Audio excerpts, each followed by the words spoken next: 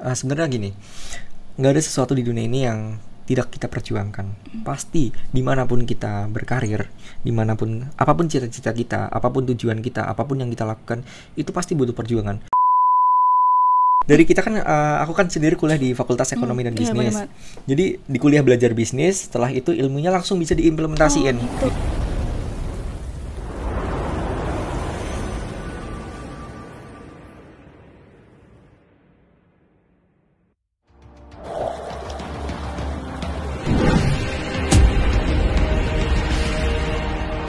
Halo Bincangers, kembali lagi nih di podcast Bincang Karir episode 5 sama aku Saskira.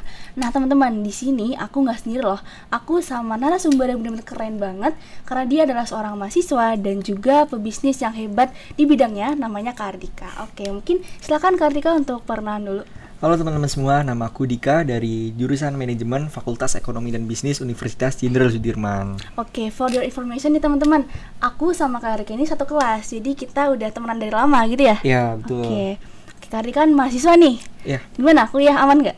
Aman. Alhamdulillah Iya, ya. Oke. Alhamdulillah lancar. Kesibukan selain kuliah apa nih? Mungkin ada hobi atau apa gitu. Mungkin selain kuliah mungkin lagi jalanin beberapa bisnis ya gitu. Oke, mungkin bisnis ya Ya, bisnis. yang disibukkan ya. Ya. Oke, menarik banget nih teman-teman. Jadi aku mau tanya-tanya sama Karika, boleh nggak nih tentang bisnis? Boleh banget. Oke, jadi sejak kapan sih Karika memulai bisnisnya? Kalau memulai bisnis sendiri itu sejak mungkin kelas 1 SMA ya Oh, waktu itu. berarti masih muda ya? Iya, masih muda ya. Berarti, Jadi waktu kelas 1 SMA memulai bisnis yang saya jalani sampai saat ini itu berawal dari kelas 1 SMA itu. Oke, berarti mudah banget ya dari kelas 1 SMA. Mungkin teman-teman dan aku juga kelas 1 SMA masih main-main gitu ya. Tapi Kartika udah berpikiran untuk memulai bisnisnya. Dan kalau boleh tahu nih, kenapa bisa memutuskan untuk berkecimpung di dunia bisnis dari SMA, dari masa yang masih muda? Jadi waktu itu tuh mungkin nggak ada pernah kepikiran ya sebenarnya untuk kepikiran ya menjadi awalnya. seorang pembisnis. Jadi sebelum masih SMP mungkin sebelumnya itu nggak ada cita-cita untuk jadi seorang pembisnis. Cuman waktu kelas 1 SMA itu memutuskan untuk memulai bisnis itu mungkin keputusan yang sifatnya kondisional. Oh, kondisional.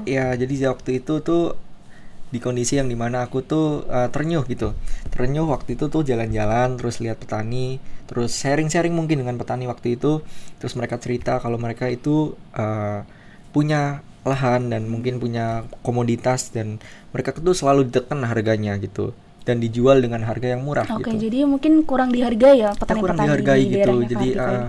jadi waktu itu penasaran kenapa sih masyarakat tuh masih banyak yang susah, masih banyak yang mungkin sulit untuk mencukupi kehidupan sehari-hari. Ya ternyata gitu. Mereka sudah bekerja keras dari pagi, siang dan sore, tetap saja mereka dibayar dengan harga yang murah gitu. Produk-produk mereka dibeli dengan harga yang murah oleh pemain-pemain yang besar gitu. Gitu.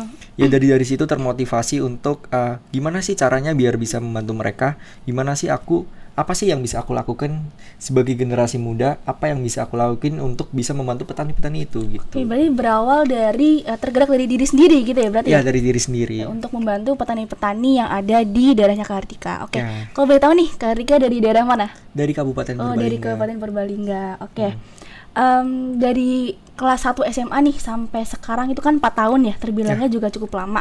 Aku mau nanya, bidang bisnis apa aja sih yang sedang Kartika jalanin sampai detik ini? Bidang bisnis yang dijalanin sampai saat ini tuh ada food and beverage, ada Gitu. terus pertanian.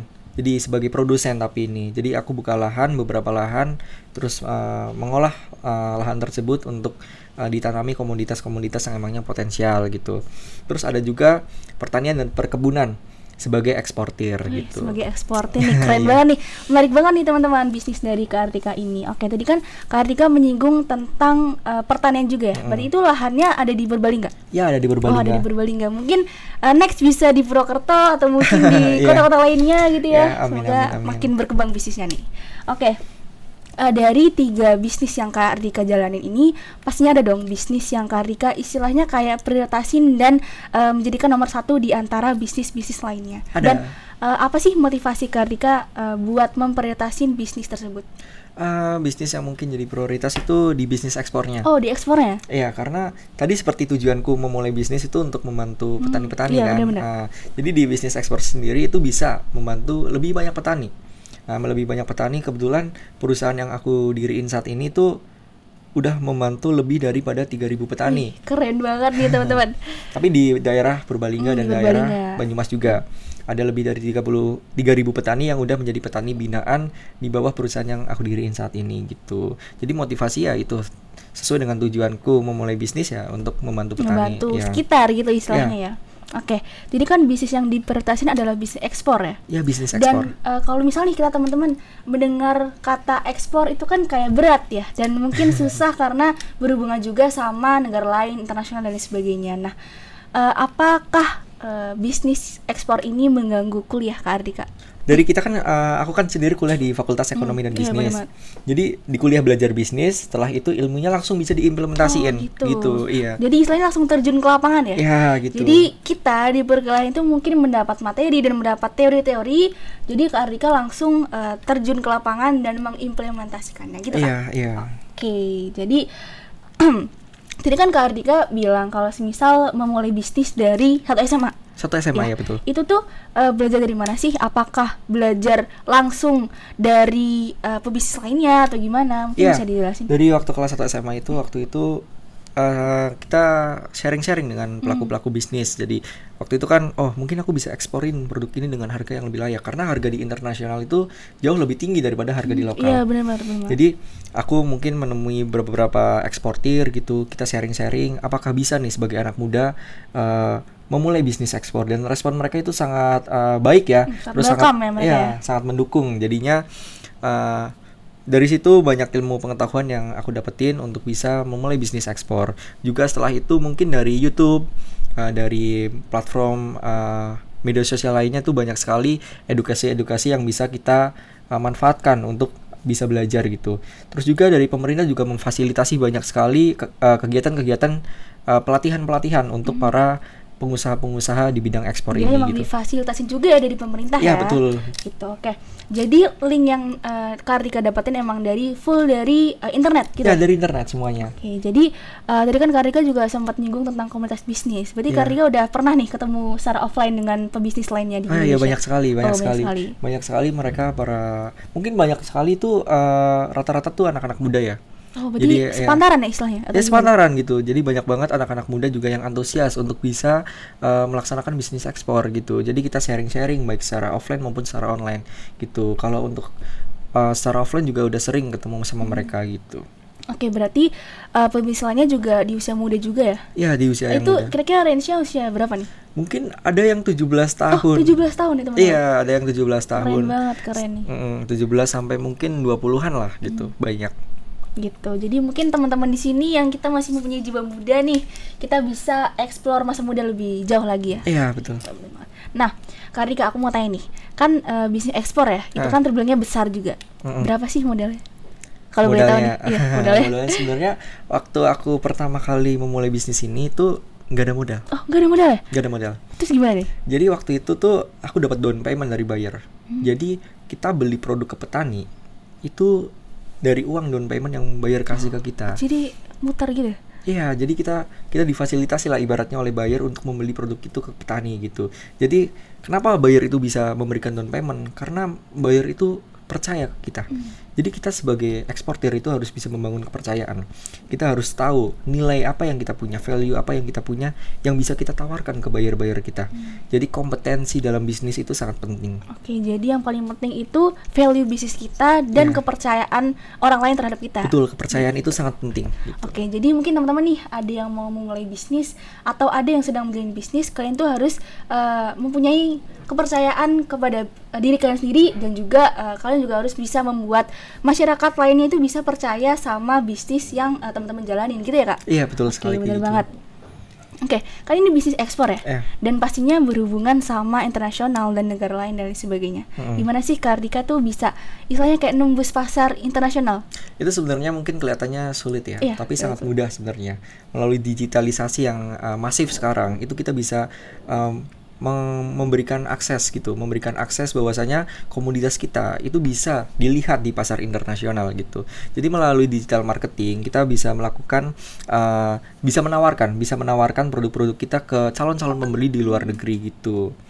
Oke, nah berarti salah satu linknya itu dari mana?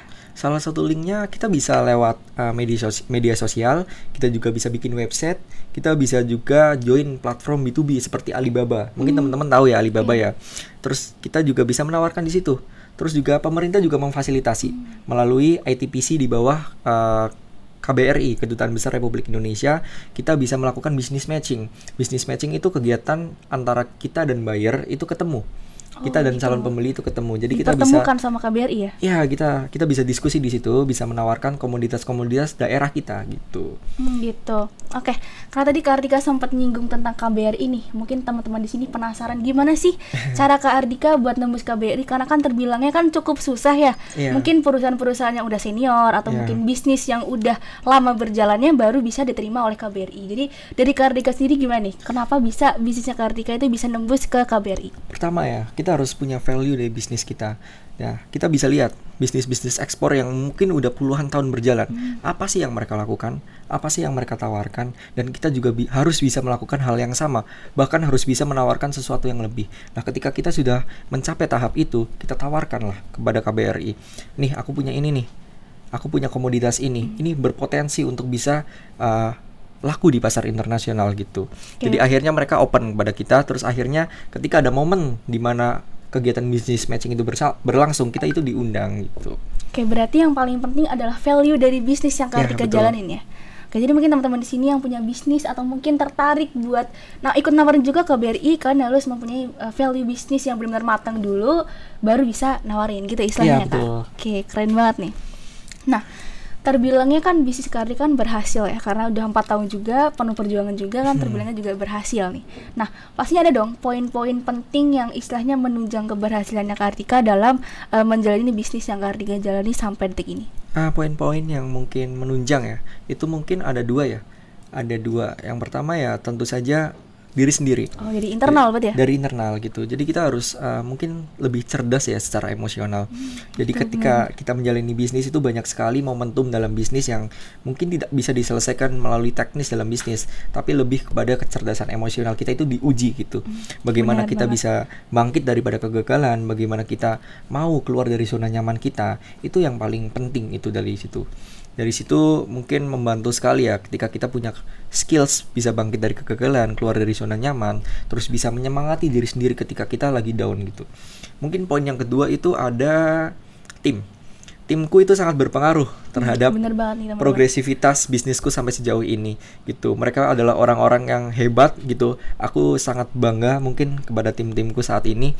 Mereka orang yang kompeten, yang mempunyai dedikasi juga untuk bisa membantu masyarakat di Kabupaten Purbalingga dan juga Kabupaten Banyumas gitu. Oke, berarti yang paling penting poinnya adalah pertama adalah kecerdasan emosional ya. Karena menurut aku juga kalau misal teman-teman di sini udah punya planning, udah punya strategi yang benar-benar matang banget, tapi teman-teman di sini tuh nggak punya kecerdasan emosional, itu juga benar-benar berpengaruh juga ya sama bisnis yang teman-teman jalanin gitu ya. Terus juga benar nih kata Kak Ardika, teamwork itu paling penting. Baik lagi kalau misal kita udah matang banget nih sama planning kita, sama strategi kita buat ke depannya, tapi kita tidak memiliki teamwork yang bagus, itu juga sangat-sangat berpengaruh ya Kak ya? Iya gitu, kebetulan sekarang timku itu luar biasa ya. Sangat berkompeten gitu ya? Kompeten gitu, mereka orang-orang yang luar biasa gitu. Jadi kita tuh nggak bisa kerja sendirian gitu, kita harus ada orang lain, pasti ada orang lain yang membantu progresivitas bisnis kita gitu. Jadi kita juga harus menghargai yang namanya tim, kita harus bisa membangun tim, anggap tim itu sebagai keluarga kita gitu. Biar lebih dekat juga ya, biar lebih bahas deket. Tentang kerjaan itu lebih gampang juga kalau misalnya kita dekat gitu ya. Kalau boleh tahu nih Kak Ardika, kan bahas tentang tim ya. Iya.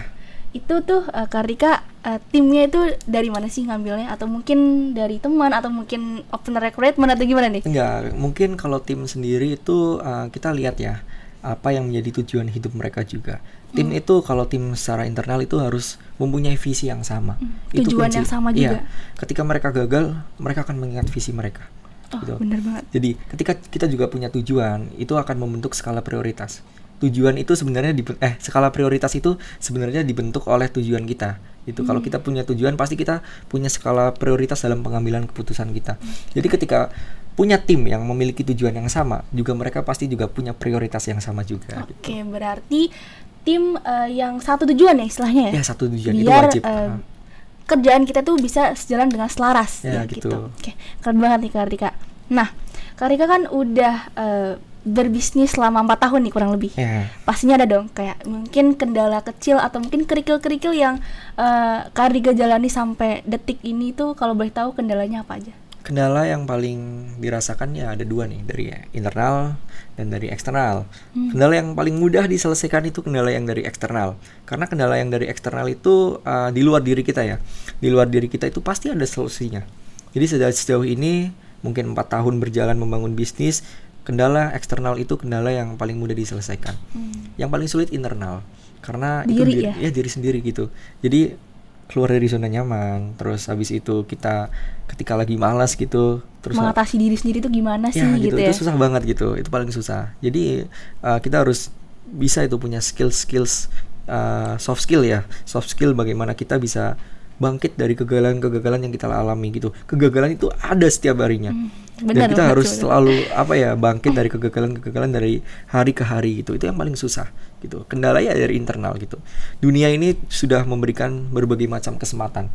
Tinggal kitanya itu gimana mengeksekusi kita menghadapinya ya. Iya gitu. Jadi eksternal itu nggak ada lah kendala yang terlalu berlebih gitu. Kendala yang berlebih ya dari internal.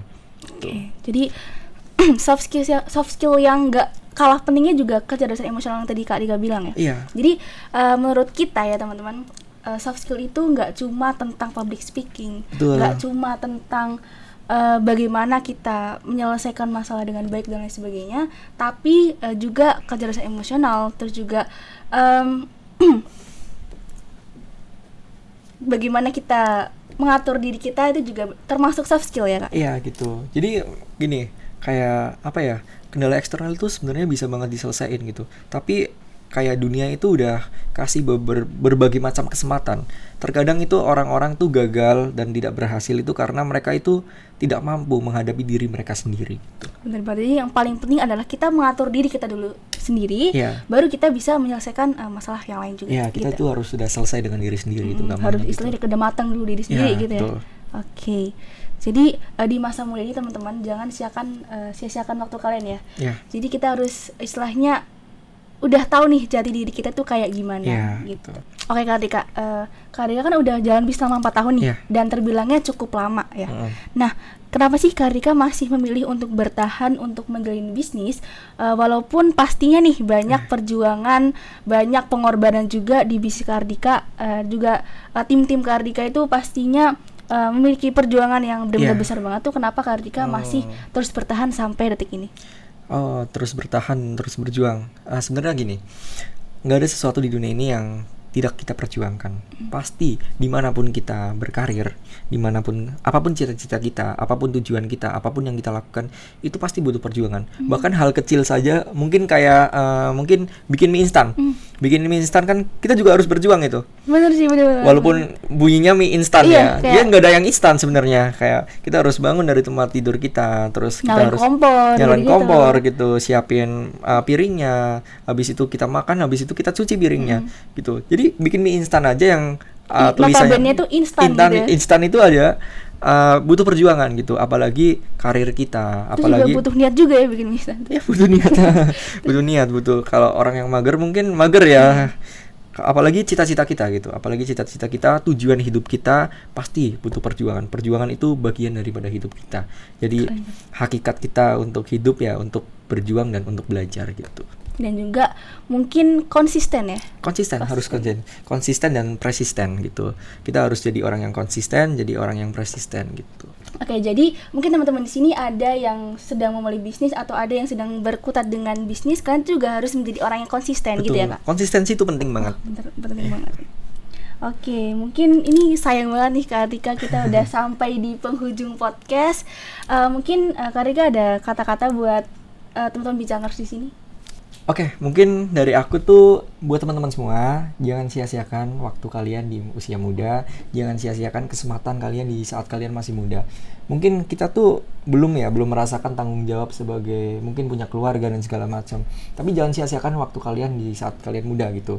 Manfaatkan waktu kalian dengan baik, jangan takut untuk memulai apa yang kalian cita-citakan, kejar sebaik mungkin, pelajari sebaik mungkin, ambil kesempatan lakukan sebaik mungkin. Jangan takut untuk menghadapi masa depan kalian gitu. Oke, keren banget nih kata-kata dari Kak Ardika. Mungkin kata-kata dari Kak Ardika tadi bisa menjadi motivasi teman-teman untuk terus berjuang, terus semangat untuk menjalani bisnis apapun itu yang teman-teman jalanin. Terus juga kalau dari aku, kalau misalnya nih teman-teman punya project, punya planning untuk kedepannya, kalian tuh harus konsisten ya teman-teman. Terus juga semoga dari podcast kita kali ini bisa membangun semangat teman-teman yang udah nonton podcast kali ini. Terus juga makasih buat Kak Ardika karena udah nyempetin waktunya buat hadir di podcast ini. Pasti sibuk ya? Aduh, sibuk ya nih. Oke, terima kasih waktunya Kak Ardika. Terus juga terima kasih buat teman-teman podcast yang udah nonton sampai akhir. Semangat terus buat Kak Ardika, buat kuliahnya, buat bisnisnya, sukses terus juga buat segalanya. Ya, makasih juga Saskira. Iya, sama-sama. Oke, mungkin cukup sekian podcast Bincang Karir episode 5 kali ini. Terima kasih. Dadah.